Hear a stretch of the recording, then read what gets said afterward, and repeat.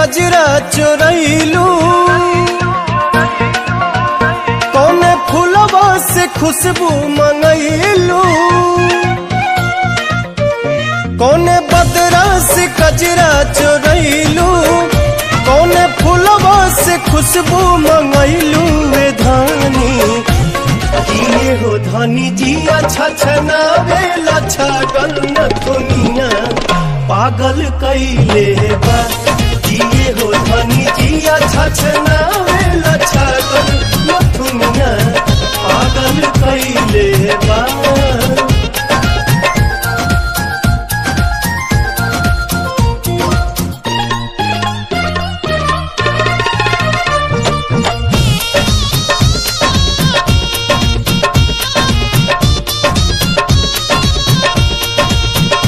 जब से दिल में बना ले बाड़ू तू घर, हर जगह अब तया बेलू तू ही नजर।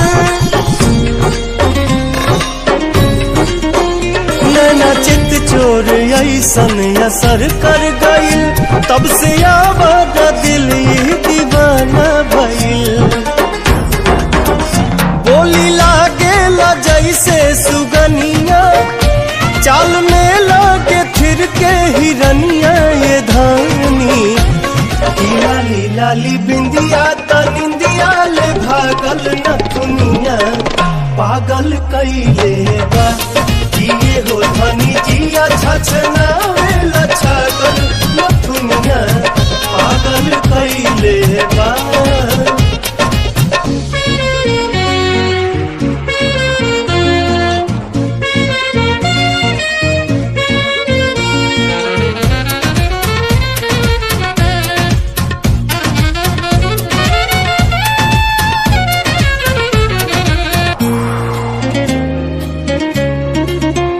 करधनी जब कमर में झमक जाला हो, होके बेकाबू मन ही सनक जाला हो।